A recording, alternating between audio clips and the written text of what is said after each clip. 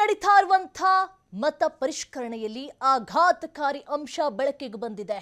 ಮತದಾರರ ಪಟ್ಟಿಯಲ್ಲಿ 1,11,00,000 ಮತದಾರರು ಲಭ್ಯ ಇಲ್ಲ. ಅತಿ ದೊಡ್ಡ ಆಘಾತಕಾರಿ ಅಂಶ ಈಗ ಬೆಳಕಿಗೆ ಬರ್ತಾ ಇದೆ. ಇಷ್ಟು ದಿನಗಳ ಕಾಲ ಏನು SIR ಪರಿಷ್ಕರಣೆ ನಡೀತಾ ಇತ್ತು, ಈಗ ಮಾಹಿತಿ ಹೊರಬರ್ತಾ ಇದೆ.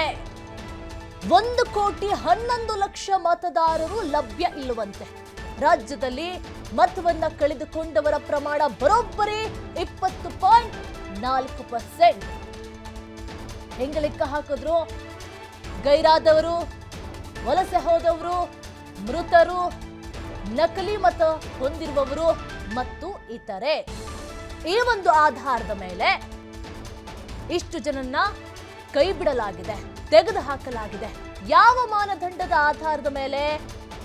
ASDDO ಮಾನದಂಡದ ಆಧಾರದ ಮೇಲೆ ಮತಗಳ ಪರಿಷ್ಕರಣೆಯನ್ನ ಮಾಡಲಾಗಿದೆ. ಏನು ಹಂಗಾದ್ರೆ ASDDO?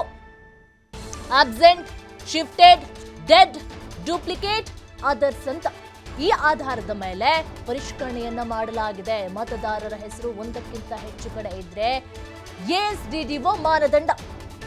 ASDDO ಮಾನದಂಡದ ಅಡಿಯಲ್ಲಿ ಹೆಸರುಗಳನ್ನ ತೆಗೆದು ಹಾಕಲಾಗಿದೆ. ಈ ಪೈಕಿ ಬೆಂಗಳೂರಿನಲ್ಲಿ ಅತಿ ಹೆಚ್ಚು ಮತದಾರರು ಪತ್ತೆಯಾಗಲಿಲ್ಲ. ಎಲ್ಲಿ ಹೋದ್ರು ಹಾಗಾದ್ರೆ ಮತದಾರರು? ಡಾಕ್ಯುಮೆಂಟ್ಸ್ ಅನ್ನ ಸರಿಯಾಗಿ ಒದಗಿಸ್ಲಿಲ್ವಾ? ನೋಡಿ, ಬೆಂಗಳೂರಿನಲ್ಲಿ ಅತಿ ಹೆಚ್ಚು ಮತದಾರರು ಪತ್ತೆಯಾಗಲಿಲ್ಲವಂತೆ. ಕೇಂದ್ರ, ದಕ್ಷಿಣ, ಉತ್ತರ ಮತ್ತು ಗ್ರಾಮಾಂತರದಲ್ಲಿ ಮತಗಳು ಅಲಭ್ಯ ಆಗಿಬಿಟ್ಟಿದೆ. ಹೆಂಗೆ ಅಲಭ್ಯ ಆಯಿತು?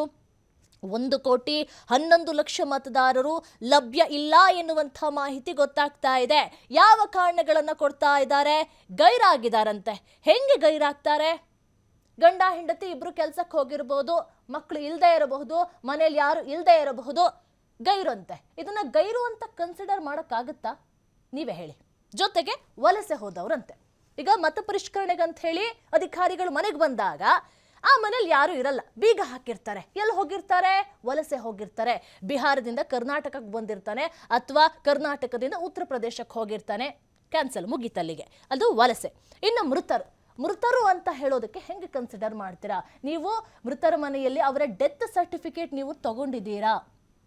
ಇದೊಂದು ಪ್ರಶ್ನೆ. ಅವ್ರ ಮನೆಯವರು ಸತ್ತೋಗಿದಾರ? ಇಲ್ಲ, ನನ್ನ ಗಂಡನೋ, ನನ್ನ ಮಗನೋ, ನನ್ನ ಅಪ್ಪನೋ ಯಾರೋ ಸತ್ತೋಗಿದ್ದಾರೆ ಅಂತ ಹೇಳಿದ ತಕ್ಷಣ ನೀವು ಹಾಗೆ ಬರ್ಕೊಂಡು ಬಿಡ್ತೀರಾ? ಓಕೆ, ಅಲ್ಲೂ ಕೂಡ ಡಿಲೀಟ್. ನೀವು ಡೆತ್ ಸರ್ಟಿಫಿಕೇಟ್ ಅನ್ನು ನೋಡಿದ್ದೀರಾ? ಗೊತ್ತಿಲ್ಲ. ನಕಲಿ ಮತ ಹೊಂದಿದವರು ಮತ್ತು ಇತರೆ ಅಂತ. ನಕಲಿ ಮತ ಹೊಂದಿದವರು ಹೇಗೆ? ಅದನ್ನು ಹೇಗೆ ಕನ್ಸಿಡರ್ ಮಾಡಿದ್ರಿ? GB ವ್ಯಾಪ್ತಿಯ ಬೆಂಗಳೂರು ದಕ್ಷಿಣದಲ್ಲಿ 51.98% ಮತಗಳು ಲಭ್ಯ ಇಲ್ಲ. 100ರಲ್ಲಿ ನೀವೇ ಯೋಚನೆ ಮಾಡಿ, 100ರಲ್ಲಿ 100ರಲ್ಲಿ 51.98 ಮತಗಳು ಲಭ್ಯ ಇಲ್ಲ ಅಂತ ಹೇಳಿದ್ರೆ ಅರ್ಧಕ್ಕರ್ಧ ಹೋಯ್ತು. ಎಲ್ಲಿ ಹೋಯ್ತು ಮತಗಳು ಹಾಗಾದ್ರೆ? ತರಾತುರಿಯಲ್ಲಿ ಮಾಡಿದ್ರ ಮತ ಪರಿಷ್ಕರಣೆಯನ್ನ? ಡಾಕ್ಯುಮೆಂಟ್ಸ್ಗಳು ಕೊಟ್ಟಿಲ್ವಾ? ಇಂಥ ಟೈಮಿಂದ ಇಂಥ ಟೈಮಿಗೆ ಮುಗಿಬೇಕು ಅಂದ್ರೆ ಮುಗಿಬೇಕಷ್ಟೇ. ನೀವು ಡಾಕ್ಯುಮೆಂಟ್ಸ್ ಹೆಂಗೆ ತರ್ತೀರಾ? ಯಾವ ಆಧಾರದ ಮೇಲೆ ತರ್ತೀರಾ? ಸತ್ತೋಗಿದ್ದಾನೋ, ಬದುಕಿದಾನೋ, ಜೀವಂತವಾಗಿದ್ದಾನೋ, ಮನೆಯಿಂದ ಆಚೆ ಹೋಗಿದ್ದಾನೋ ಗೊತ್ತಿಲ್ಲ. ಗೈರಾ? ಮನೇಲಿ ಇಲ್ವಾ? ಓಕೆ, ಗೈರು, 0. ವಲಸೆ ಹೋಗಿದ್ದಾರ? ಓಕೆ, ವಲಸೆ ಹೋಗಿದ್ದಾರೆ. ಓಕೆ, ಸತ್ತೋಗಿದ್ದಾರಾ? ಓಕೆ, ಅದು ಯಾವ ಪ್ರಮಾಣ ಪತ್ರವನ್ನು ತೆಗೆದುಕೊಳ್ಳೋದಿಲ್ಲ. ಮೃತರ ಯಾವ ಪ್ರಮಾಣ ಪತ್ರವನ್ನು ತೆಗೆದುಕೊಳ್ಳದೆ ಎಲ್ಲದಕ್ಕೂ ಸಹ 0 ಹಾಕಿಬಿಡ್ತಾರೆ. ಎಲ್ಲವನ್ನ ಅಧಿಕಾರಿಗಳೇ ಡಿಸೈಡ್ ಮಾಡಿಬಿಡ್ತಾರೆ. ಹಾಗಾದ್ರೆ ಅರ್ಧಕ್ಕರ್ಧ ಹೋಗ್ಬಿಟ್ಟಿಯದಲ್ಲ, ಹೆಂಗೆ ಸಾಧ್ಯ ಆಯಿತು ಹಾಗಾದ್ರೆ? ಸರಾಸರಿ ಅರ್ಧಕ್ಕಿಂತ ಹೆಚ್ಚು ಮತಗಳು ASDDC ಕಾರಣಕ್ಕೆ ಅಸಿಂಧು ಆಗಿಬಿಟ್ಟಿದೆ. ರಾಜ್ಯದಲ್ಲಿ ನಡೀತಾ ಇರುವಂತಹ ಮತ ಪರಿಷ್ಕರಣೆಯಲ್ಲಿ ಒಂದೊಂದೇ ಅಂಶಗಳು, ಆಘಾತಕಾರಿ ಅಂಶಗಳು ಬೆಳಕಿಗೆ ಬರ್ತಾ ಇದೆ. ಕೇಂದ್ರ, ದಕ್ಷಿಣ, ಉತ್ತರ ಮತ್ತು ಗ್ರಾಮಾಂತರದಲ್ಲಿ ಮತಗಳು ಅಲಭ್ಯ ಆಗಿಬಿಟ್ಟಿದೆ. ಇಷ್ಟೊಂದು ಮತದಾರರು ಅಲಭ್ಯ ಆಗೋದಕ್ಕೆ ಹೇಗೆ ಸಾಧ್ಯ? ಮನೆ ಬಾಗಿಲಿಗೆ ಬಂದಾಗ ಅಧಿಕಾರಿಗಳು ಪ್ರಶ್ನೆಯನ್ನು ಕೇಳ್ತಾರೆ. ಪಾಪ ಅವರಿಗೆ ಆ ಮತಪಟ್ಟಿಯನ್ನು ನೋಡೋದಕ್ಕೆ ಬರುತ್ತಾ? ಆಧಾರ್ ಕಾರ್ಡ್ ಯಾವುದು ಅಂತ ಹೇಳೋದಕ್ಕೆ ಬರುತ್ತಾ? ನಂದು ವೋಟರ್ ID ಇದೆ ಅದು ತೋರಿಸೋದಕ್ಕೆ ಬರುತ್ತಾ? ಎಷ್ಟು ಜನಕ್ಕೆ ಗೊತ್ತು? ನಿಮ್ಮ ಮನೇಲಿ ಯಾರೂ ಇಲ್ವಾ? ಇಲ್ಲ. ಏನ್ ಡಾಕ್ಯುಮೆಂಟ್ಸ್ ಇದೆ ಕೊಡಿ, ಏನ್ ಡಾಕ್ಯುಮೆಂಟ್ಸ್ ಇದೆ ಅದನ್ನೇ ನಾವು ಫಿಲ್ ಮಾಡ್ಕೊಂಡು ಹೋಗ್ತೀವಿ. ಇಂಥದ್ದೆಷ್ಟು ಕಡೆ ಆಗಿರೋದಿಲ್ಲ. ಹೆಂಗೆ ಕನ್ಸಿಡರ್ ಮಾಡಿದ್ರಿ? ಮತ್ತೊಮ್ಮೆ SIR ಆಗಬೇಕಾ? ದೊಡ್ಡ ಯಕ್ಷ ಪ್ರಶ್ನೆಯಾಗಿ ಉಳಿತಾ ಇದೆ. ಯಾಕಂತ ಹೇಳಿದ್ರೆ ಅರ್ಧಕ್ಕರ್ಧ ಹೋಗ್ಬಿಟ್ಟಿದೆ, ಇನ್ನ ಅರ್ಧ ಮಾತ್ರ ಉಳಿದಿರೋದು.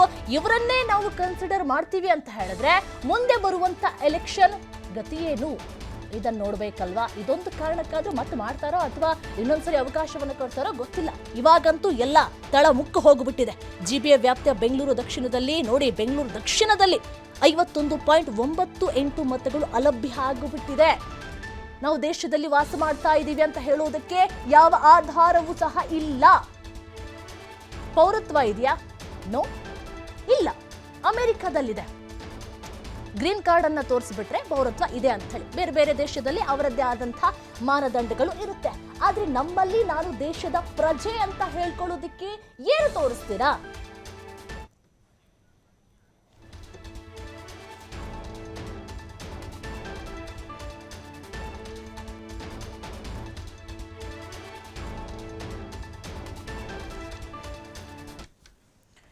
ಇದಕ್ಕೆ ಸಂಬಂಧಪಟ್ಟಂತೆ ನಮ್ಮ ಜೊತೆ ಮಾತಾಡ್ತಾರೆ ಕೇಂದ್ರ ಪಾಲಿಕೆ ಆಯುಕ್ತ ಆದಂತಹ ಜಿ ಜಗದೀಶ್ ಅವರು. ಸರ್ ನಮಸ್ತೆ, ನನ್ನ ಧ್ವನಿ ಕೇಳಿಸ್ತಾ ಇದೆಯಾ? ನಮಸ್ತೆ, ಕೇಳ್ತಾ ಇದೆ. ಏನ್ ಸರ್ ಇಷ್ಟೊಂದು ಆಘಾತಕಾರಿ ಅಂಶ ಬೆಳಕಿಗೆ ಬರ್ತಾ ಇದೆ? ಇಷ್ಟೊಂದು ಮತದಾರರು ಅಲಭ್ಯ ಆಗೋದಕ್ಕೆ ಹೇಗೆ ಸಾಧ್ಯ? ಮತ ಪರಿಷ್ಕರಣೆ ಸರಿಯಾಗಿ ಆಗ್ಲೇ ಇಲ್ವಾ ಅಥವಾ ಡಾಕ್ಯುಮೆಂಟ್ಸ್ ಅಲ್ಲಿರುವಂತಹ ಪ್ರಶ್ನೆಗಳು ಜನರಿಗೆ ಅರ್ಥ ಆಗ್ಲಿಲ್ವಾ? ಅಧಿಕಾರಿಗಳು ಸೋತ್ರ, ಸರ್ಕಾರ ಸೋಲ್ತಾ? ಇಲ್ಲ, ಇದರಲ್ಲಿ ಸರ್ಕಾರದ ಪ್ರಶ್ನೆನೇ ಬರೋದಿಲ್ಲ. ಎಲೆಕ್ಷನ್ ಕಮಿಷನ್ ಆಫ್ ಇಂಡಿಯಾ ಏನಿದೆ ಅವರ ಮಾರ್ಗದರ್ಶನದಲ್ಲಿ ನಾವೆಲ್ಲರೂ ಸಹ SIR ಮಾಡ್ತಾ ಇರುವಂತದ್ದು. ಹಾಗಾಗಿ ನಾನು ಮೊದಲನೇದಾಗಿ ಅದನ್ನ ಕ್ಲಾರಿಫೈ ಮಾಡ್ತೇನೆ. ಇದರಲ್ಲಿ ಸರ್ಕಾರದ ಯಾವುದೇ ಪಾತ್ರ ಇಲ್ಲ. ಇದರಲ್ಲಿ ನಾವು ಜಿಲ್ಲಾ ಚುನಾವಣಾಧಿಕಾರಿಗಳಿರ್ತೇವೆ. ಆಮೇಲೆ ಉಳಿದಂತೆ ಎಲ್ಲ EROಗಳು AEROಗಳು ಇರ್ತಾರೆ. ಮತದಾರರ ನೋಂದಣಾಧಿಕಾರಿ ಮತ್ತು ಸಹಾಯಕ ಮತದಾರರ ನೋಂದಣಾಧಿಕಾರಿ ಇರ್ತಾರೆ.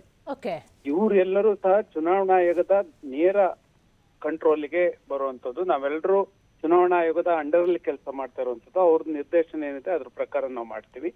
ಈ SIR ಪ್ರಕ್ರಿಯೆಯಲ್ಲಿ ಅದು ಬೆಂಗಳೂರಿನಲ್ಲಿ ಇಷ್ಟೊಂದು ಮತದಾರರು ಸಿಗದೇ ಇರೋದಕ್ಕೆ ಕಾರಣ ಇಷ್ಟೇನೆ. ಇಲ್ಲಿ ನಾರ್ಮಲ್ ಆಗಿ ಸುಮಾರು 40% ಜನ ಬಾಡಿಗೆ ಮನೆಯಲ್ಲಿ ಇರ್ತಾರೆ. ಬಾಡಿಗೆ ಮನೆಯಲ್ಲಿ ಇದ್ದಂತ ಸಂದರ್ಭದಲ್ಲಿ 2 ವರ್ಷ ಇಲ್ಲಿರ್ತಾರೆ, ಇನ್ನೊಂದ್ 2 ವರ್ಷ ಬೇರೆ ಕಡೆ ಇರ್ತಾರೆ.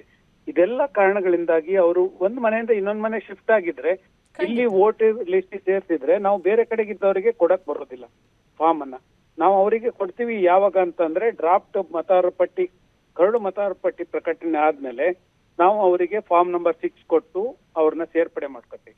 ಈಗ ನಾವು ಬೇರೆ ಎಲ್ಲೋ ಇರೋರಿಗೆ ಇಲ್ಲಿ ಮತದಾರರ ಪಟ್ಟಿಯಲ್ಲಿ ಇರೋರಿಗೆ ಕೊಡಕ್ ಆಗೋದಿಲ್ಲ. ಒಂದು. ಎರಡನೇದು, ಬಹಳಷ್ಟು ಜನ ಬೇರೆ ಬೇರೆ ರಾಜ್ಯದವರು ಇದ್ದಾರೆ. ಉದಾಹರಣೆಗೆ ಉತ್ತರ ಭಾರತದಿದ್ದಾರೆ, ತಮಿಳುನಾಡಿಂದ ಇದ್ದಾರೆ, ಕೇರಳದಿಂದ ಇದ್ದಾರೆ, ಆಂಧ್ರ ಪ್ರದೇಶದಿಂದ ಇದ್ದಾರೆ. ಅವರೆಲ್ಲರೂ ಅವ್ರವ್ರು ನೇಟಿವ್ ಪ್ಲೇಸ್ ಅಲ್ಲಿ ಅವರು ಮತದಾರರ ಪಟ್ಟಿಗೆ ಸೇರ್ಪಡೆ ಮಾಡ್ಕೊಂಡಿದ್ದಾರೆ. ಇಲ್ಲಿ ನಮಗ್ ಬೇಡ ಅಂತ ಹೇಳ್ತಾರೆ. ಇನ್ನೊಂದು, ಇಲ್ಲೇ ಇರುವಂತ ಕರ್ನಾಟಕದವರೇ ಇರುವಂತವ್ರು ಬಹಳಷ್ಟು ಜನ ಅವ್ರ ಊರ್ನಲ್ಲಿ ಇಟ್ಕೊಂಡಿದ್ದಾರೆ. ನಮ್ಮ ಊರ್ನಲ್ಲಿ ನಮ್ದು ವೋಟರ್ ಲಿಸ್ಟ್ ಇರ್ಬೇಕು ಅನ್ನೋ ಕಾರಣಕ್ಕಾಗಿ ಬಹಳಷ್ಟು ಜನ ಅಲ್ಲಿ ಇಟ್ಕೊಂಡಿದ್ದಾರೆ, ನಾವು ಅಲ್ಲೇ ಇರ್ಬೇಕು ಅಂತ.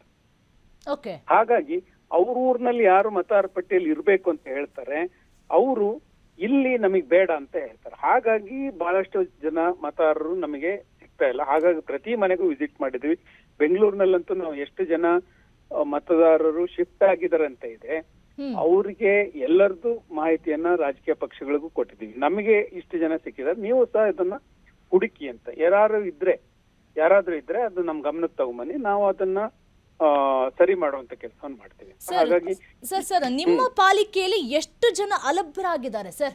ನೀವು ಈಗ ನಡೀತಾ ಇದೆಯಲ್ಲ ಪ್ರಕ್ರಿಯೆ, ಇನ್ ಎಷ್ಟು ಬಾಕಿ ಇದೆ? 52% ಜನ ಸಿಕ್ಕಿದ್ದಾರೆ ನಮಗೆ. 48% ಅಷ್ಟು ಜನ ಸಿಕ್ಕಿಲ್ಲ. ಸುಮಾರು 9 ಲಕ್ಷ ಜನರು ನಮ್ಮ ಪಾಲಿಕೆ ವ್ಯಾಪ್ತಿಯಲ್ಲಿ ಸಿಕ್ಕಿಲ್ಲ. ಹಾಗಾಗಿ ನಾವು ಇನ್ನೊಂದು ರೌಂಡ್ ಮನೆ 8ನೇ ತಾರೀಕುವರೆಗೂ ಅವಕಾಶ ಇರೋದ್ರಿಂದ ಇನ್ನೊಂದು ರೌಂಡ್ ನಮ್ಮ ಎಲ್ಲಾ BLOಗಳನ್ನ ಮನೆ ಕಳಿಸ್ತಾ ಇದ್ದೀವಿ. ಮನೆ ಕಳಿಸಿದಂತ ಸಂದರ್ಭದಲ್ಲಿ ಇನ್ಯಾರ್ದಾದ್ರೂ ಫಾರ್ಮ್ ಬಾಕಿ ಇದ್ರೆ ಅವರಿಗೆ ಫಾರ್ಮ್ ಕೊಡೋದಾಗ್ಲಿ ಇಸ್ಕೊಳ್ಳೋದಾಗ್ಲಿ ಎರಡನ್ನೂ ಸಹ ನಾವು ಮಾಡುವಂತ ಕೆಲಸವನ್ನು ಮಾಡ್ತಾ ಇದ್ದೀವಿ. ಹಾಗಾಗಿ ನಾನು ಸಾರ್ವಜನಿಕರಲ್ಲಿ ಮನವಿ ಮಾಡ್ತೇನೆ, ಈಗಲೂ ಸಹ ನೀವು ಸೇಮ್ ಅಡ್ರೆಸ್ ಅಲ್ಲಿ ಇದ್ರೆ ಅಂತವ್ರು ನಮ್ಗೆ ಗಮನಕ್ಕೆ ಬಂದ್ರೆ, ನಮ್ಮ BLOಗಳು ಮನೆಗೆ ಬಂದಂತ ಸಂದರ್ಭದಲ್ಲಿ ನೀವು ಎನ್ಯುಮರೇಷನ್ ಫಾರ್ಮ್ ಕೊಟ್ರೆ ನಾವು ಈಗಲೂ ಸೇರ್ಪಡೆ ಮಾಡ್ಲಿಕ್ಕೆ ಅವಕಾಶ ಇದೆ. ನಮ್ದು 8ನೇ ತಾರೀಕು ರಾತ್ರಿ 11:59 12 ಗಂಟೆಗೆ 1 ನಿಮಿಷ ಮೊದಲು ಯಾರೆಲ್ಲ ಫಾರ್ಮ್ ಕೊಡ್ತಾರೋ ಅವ್ರನ್ನೆಲ್ಲ ಎನ್ಯುಮರೇಷನ್ ಮಾಡ್ತೀವಿ. ಇದಾದ ತಕ್ಷಣ ಮುಗಿದೋಯ್ತು ಅಂತ ಅಲ್ಲ, ನಾನೊಂದು ಕ್ಲಾರಿಫೈ ಮಾಡ್ತೀನಿ. ಈಗ ಮನೆಯಿಂದ ಚೇಂಜ್ ಮಾಡಿದ್ರೆ ಬಾಡಿಗೆ ಮನೆ ಇರೋರು ಸಾಕಷ್ಟು ಕಡೆ ಬೇರೆ ಕಡೆಗೆ ಕೆಲಸ ಸಿಕ್ತು ಅಂತ, ಮಕ್ಕಳಿಗೆ ಎಜುಕೇಶನ್ ಸಲುವಾಗಿ ಅಂತ ಬೇರೆ ಮನೆಗಳನ್ನ ಶಿಫ್ಟ್ ಆಗಿರ್ತಾರೆ. ಅಂತವ್ರಿಗೆ ಫಾರ್ಮ್ ನಂಬರ್ 6 ಕೊಡ್ತೀವಿ. ಕರಡು ಮತದಾರರ ಪಟ್ಟಿ ಪ್ರಕರಣ ಆದ ತಕ್ಷಣ ಅವರಿಗೆ ಫಾರ್ಮ್ 6 ಕೊಡ್ತೀವಿ. ಫಾರ್ಮ್ 6 ಕೊಟ್ಟ ತಕ್ಷಣ ಮತ್ತೆ ಮತದಾರರ ಪಟ್ಟಿ ಅಂತಿಮವಾಗಿ ನಮ್ದು ಅಂತಿಮ ಮತದಾರ ಪಟ್ಟಿ ಏನ್ ಬರ್ತದೆ ಅಕ್ಟೋಬರ್ ಅಲ್ಲಿ, ಆವಾಗ ಹೆಸರು ಇದೆಯಾ ಇಲ್ಲ ಅನ್ನೋದು ಬಹಳ ಇಂಪಾರ್ಟೆಂಟ್. ಈಗ ಇಲ್ಲ ಅನ್ನೋದು ಬಹಳ ಜನ ತೆಗ್ದಿದ್ದಾರೆ ಅಂತ Okay. ಆಗೋದಿಲ್ಲ. ಬಹಳಷ್ಟು ಜನರಿಗೆ ಫಾರ್ಮ್ ನಂಬರ್ 6 ಕೊಡ್ತೀವಿ. ಯಾರು ಮನೆಯಿಂದ ಮನೆಗೆ ಶಿಫ್ಟ್ ಆಗಿದ್ದಾರೆ ಅವರಿಗೆ ನಾವು ಫಾರ್ಮ್ 6 ಕೊಡ್ತೀವಿ. ಫಾರ್ಮ್ 6 ಕೊಟ್ಟಂತ ಸಂದರ್ಭದಲ್ಲಿ ಸಾಕಷ್ಟು ಜನ ಮತ್ತೆ ಮತದಾರ ಪಟ್ಟಿಗೆ ಒಳಗ್ ಬರ್ಲಿಕ್ಕೆ ಸಾಧ್ಯ. ಓಕೆ ಸರ್, ಈಗ ಫೈನಲ್ ಆಗಿ ಮತದಾರರಿಗೆ ಏನು ಮನವಿಯನ್ನು ಮಾಡ್ತೀರಾ? ಈಗ ನೋಡಿ, ನೀವೇ ನಾನು ಹೇಳಿದ್ರಿ ಸಾರ್ವಜನಿಕರಿಗೆ ಬಾಡಿಗೆದಾರರಿಗಾಗಿರ್ಬೋದು ಮನವಿ ಅಥವಾ ಪ್ರವಾಸಕ್ಕೆ ಹೋಗಿರ್ತಾರೆ, ಎಲ್ಲ ಹೋಗಿರ್ತಾರೆ, ಕೆಲವರಿಗೆ ಫಾರ್ಮ್ ಫಿಲ್ ಮಾಡೋದಕ್ಕೆ ಬರೋದಿಲ್ಲ ಸರ್, ವಯಸ್ಸಾದವರು ಇರ್ತಾರೆ, ಅನಕ್ಷರಸ್ಥ ಇರ್ತಾರೆ. ಫೈನಲ್ ಆಗಿ ಏನು ಮನವಿಯನ್ನ ಮಾಡ್ತೀರಾ ಅಂತ? ನಾನು ಸಾರ್ವಜನಿಕರಲ್ಲಿ ಮನವಿ ಮಾಡೋದಿಷ್ಟೇನೆ, ಹ್ಮ್. ನಮ್ದು ವಾರ್ಡ್ ಆಫೀಸ್ಗಳಿದೆ, ಓಕೆ ವಾರ್ಡ್ ಆಫೀಸ್ಗೆ ಬನ್ನಿ. ನೀವು ನಮ್ದು ಮತದಾರ ಪಟ್ಟಿಯಲ್ಲಿ ಸೇರ್ಪಡೆ ಆಗಿಲ್ಲ, ವಾರ್ಡ್ ಆಫೀಸ್ಗೆ ಬನ್ನಿ. ನಿಮ್ದು ಆಲ್ರೆಡಿ ಮತದಾರ ಪಟ್ಟಿಯಲ್ಲಿ ಇದ್ರೆ ನಾವು ನಿಮಗೆ ಎನ್ಯುಮರೇಷನ್ ಫಾರ್ಮ್ ಕೊಡ್ತೀವಿ. ಅಲ್ಲಿ ಮತದಾರ ಪಟ್ಟಿಯಲ್ಲಿ ಇಲ್ಲ, ನೀವು ಬೇರೆ ಕಡೆಗೆ ಎಲ್ಲೋ ಇದ್ದೀರಿ, ಈಗ ಇಲ್ಲಿಗೆ ಬಂದಿದ್ದೀರಿ, ನಿಮಗೆ ಫಾರ್ಮ್ ನಂಬರ್ 6 ಕೊಡ್ತೀವಿ. ಓಕೆ ಅದನ್ನ ಎರಡರಲ್ಲೂ ಸಹ ನಾವು ಮತದಾರ ಪಟ್ಟಿ ಸೇರ್ಪಡೆ ಮಾಡ್ಲಿಕ್ಕೆ ಸಾಧ್ಯ ಆಗ್ತದೆ. ಸಾರ್ವಜನಿಕರು ಯಾರೂ ಆತಂಕ ಪಡುವಂತ ಅವಶ್ಯಕತೆ ಇಲ್ಲ. ನಾನು ಸಾರ್ವಜನಿಕರು ಮನವಿ ಭಯ ಶುರು ಮಾಡೋದು ಆಗ್ಬಿಟ್ಟಿದೆ ಸರ್, ಎಲ್ಲ ಮತವನ್ನ ಕಳೆದ್ಕೊಂಡ್ ಬಿಡ್ತೀವೋ, ಇಲ್ಲಿ ನಮಗೆ ಪೌರತ್ವ ಇದೆ ಅಂತ ಹೇಳ್ಕೊಳ್ಳೋದಕ್ಕೆ ಯಾವ ಆಧಾರವೂ ಇಲ್ಲ ಸರ್. ಆಧಾರ್ ಕಾರ್ಡ್ಗೂ ಕುತ್ತು ಬಂತು ಅಂದ್ರೆ ಮುಗಿಯಿತು ಕತೆ, ಏನ್ ತೋರಿಸ್ಕೊಳ್ಬೇಕು ನಾವು ಅಂತ ನಾನು ಇಷ್ಟೇ ಹೇಳಲಿಕ್ಕೆ ಇಚ್ಛೆ ಪಡ್ತೀನಿ. ಹ್ಮ್ ನೀವು ಭಾರತೀಯರ, 18 ವರ್ಷ ವಯಸ್ಸಾಗಿದೆಯಾ, ಹ್ಮ್ ಆಮೇಲೆ ಸ್ಥಳೀಯ ನಾಗರಿಕರ, ಇವಿಷ್ಟು 3 ಇದ್ರೆ, ದಿವಾಳಿಕೋರ ಆಗ್ಲಿಲ್ವಾ, ಈ 4 ಕಂಡೀಷನ್ ಇದ್ರೆ ಎಲ್ಲರೂ ಮತದಾರ ಪಟ್ಟಿಯಲ್ಲಿ ಇರ್ತಾರೆ. ಹಾಗಾಗಿ ಇವ್ರಿಲ್ಲ ಅಂತಂದ್ರೆ ಅವ್ರ ತಂದೆಯವರು ಇರ್ತಾರೆ, ಅವ್ರ ತಂದೆಯವರು ಇಲ್ಲ ಅಂದ್ರೆ ಅವ್ರ ತಾತ ಇರ್ತಾರೆ. ಹಾಗಾಗಿ ಖಂಡಿತ ಎಲ್ಲರೂ ಸಹ ಇದ್ದೇ ಇರ್ತಾರೆ. ಯಾರು ಆತಂಕ ಪಡ್ಬೇಕು ಅಂತಂದ್ರೆ ಈ ದೇಶದವ್ರು ಅಲ್ಲ, ಅವ್ರು ಎಲ್ಲಿಂದನೋ ಹೊರಗಡೆಯಿಂದ ಬಂದಿದ್ದಾರೆ. ಈಗ ಮತದಾರ ಪಟ್ಟಿ ಸೇರ್ಪಡೆ ಮಾಡ್ಬೇಕು ಅಂದ್ರೆ ಅದು ಖಂಡಿತ ಸಾಧ್ಯ ಇಲ್ಲ. ಅಂತವ್ರು ಮಾತ್ರ ಆತಂಕ ಪಡ್ಬೋದು, ಬಿಟ್ರೆ ಈ ದೇಶದ ನಾಗರಿಕರಾದವ್ರಿಗೆ ಎಲ್ಲರಿಗೂ ಸಹ ಮತದಾರ ಪಟ್ಟಿಯಲ್ಲಿ ಸೇರ್ಪಡೆ ಅಂತ ಅಧಿಕಾರ ಇದೆ. ನಾವು ಸಹ ಅವ್ರಿಗೆ ಫೆಸಿಲಿಟೇಟ್ ಮಾಡ್ಕೊಡ್ತೀವಿ. ಸರ್, ಈಗ ನಿಮ್ಮ ಕೇಂದ್ರ ಪಾಲಿಕೆಯಲ್ಲಿ ಹೆಂಗ್ ನಡೀತಾ ಇದೆ, ಜೊತೆಗೆ ಇನ್ ಎಷ್ಟು ಬಾಕಿ ಇದೆ ಅಂತ? ಈಗ ನಾವು 100% ಎನ್ಯುಮರೇಷನ್ ಫಾರ್ಮ್ ಅನ್ನ ವಿತರಣೆ ಮಾಡಿ ಕಲೆಕ್ಷನ್ ಮಾಡುವಂತ ಕೆಲಸವನ್ನು ಮಾಡ್ತಾ ಇದ್ವಿ. Okay. 8ನೇ ತಾರೀಕುವರೆಗೂ ನಮ್ BLOಗಳು ಮನೆಗೆ ಹೋಗ್ತಾರೆ. ಹೋದಂತ ಸಂದರ್ಭದಲ್ಲಿ ಫಾರ್ಮ್ ಅನ್ನ ಅವ್ರ ಕೈ ಕೊಡ್ಬೋದು, ಕೊಟ್ಟರೆ ನಾವು ಎನ್ಯುಮರೇಷನ್ ಮಾಡ್ತೀವಿ. ಇನ್ನೂ ಒಂದು ಹೆಜ್ಜೆ ಮುಂದೋಗಿ ಯಾರೋ BLOಗಳು ಬಂದಿಲ್ಲ, ನಮಗೆ ಸಿಕ್ಕಿಲ್ಲ ಅಂತಂದ್ರೆ ವಾರ್ಡ್ ಆಫೀಸಿಗೆ ಬನ್ನಿ. ವಾರ್ಡ್ ಆಫೀಸಿಗೆ ಬನ್ನಿ, ERO ಆಫೀಸ್ ಇದೆ, RO ಆಫೀಸ್ ಇದೆ. ಅಲ್ಲಿ ಬಂದ್ರೆ ಖಂಡಿತ ನಾವು ಅವರಿಗೆ ಫೆಸಿಲಿಟೇಟ್ ಮಾಡುವಂತ ಕೆಲಸವನ್ನ ನಾವು ಮಾಡ್ತೀವಿ. ಅಂದ್ರೆ ಸರ್ ಈಗ ನಾವು ಸಾರ್ವಜನಿಕರಲ್ಲಿ ಮನವಿ ಮಾಡೋದು ಇಷ್ಟೇನೆ, ಓಕೆ ಪ್ರತಿಯೊಬ್ರು ಮತದಾರ ಪಟ್ಟಿಯಲ್ಲಿ ಹೆಸರು ಇರಬೇಕು. ಹಾಗಾಗಿ ನೀವು ಯಾವುದೇ ಆತಂಕ ಪಡುವಂತ ಅವಶ್ಯಕತೆ ಇಲ್ಲ. ಫಾರ್ಮ್ ನಂಬರ್ ಎನ್ಯುಮರೇಷನ್ ಫಾರ್ಮ್ ನಿಮಗೆ ಸಿಗ್ಲಿಲ್ಲ ಅಂತಂದ್ರೆ ಫಾರ್ಮ್ ನಂಬರ್ 6 ಕೊಡ್ತೀವಿ. ನೀವು ಬೇರೆ ಕಡೆ ಮನೆ ಬಂದಿದ್ರಿ, ಉದಾಹರಣೆಗೆ ಈಗ ರಾಜಾಜಿನಗರದಲ್ಲಿ ಇದ್ರು, ಅವ್ರು ಗಾಂಧಿನಗರಕ್ಕೆ ಶಿಫ್ಟ್ ಆಗಿದ್ದಾರೆ. ಓಕೆ ಹಾಗಾಗಿ ಆ ರಾಜಾಜಿನಗರದಲ್ಲಿ ನಾವು ಎನ್ಯುಮರೇಷನ್ ಫಾರ್ಮ್ ಕೊಡಕ್ ಆಗೋದಿಲ್ಲ, ಯಾಕಂದ್ರೆ ಗಾಂಧಿನಗರಕ್ಕೆ ಬಂದಿದ್ದಾರೆ.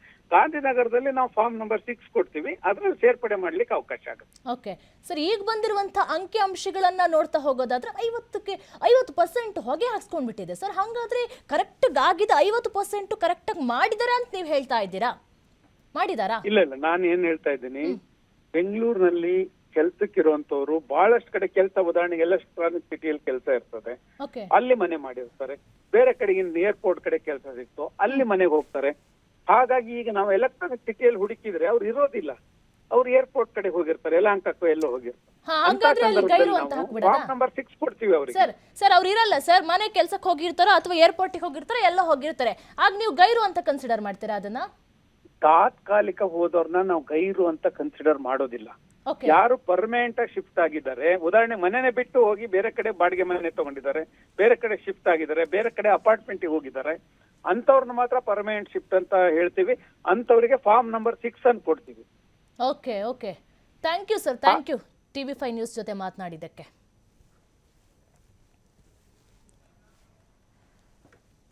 ಈಗ ಹೇಳ್ತಾ ಇದ್ರು ನೋಡಿ, ಈಗ ನಾವು ತಕ್ಷಣಕ್ಕೆ ಗೈರು ಅಂತ ಹೇಳಿ ಕನ್ಸಿಡರ್ ಮಾಡೋದಿಲ್ಲ, ತಾತ್ಕಾಲಿಕವಾಗಿ ಹೋಗಿದ್ದವರನ್ನ ನಾವು ಗೈರು ಅಂತ ಕನ್ಸಿಡರ್ ಮಾಡೋದಿಲ್ಲ ಅಂತ ಹೇಳ್ತಾ ಇದ್ದಾರೆ. ಆದ್ರೆ ಇಲ್ಲಿ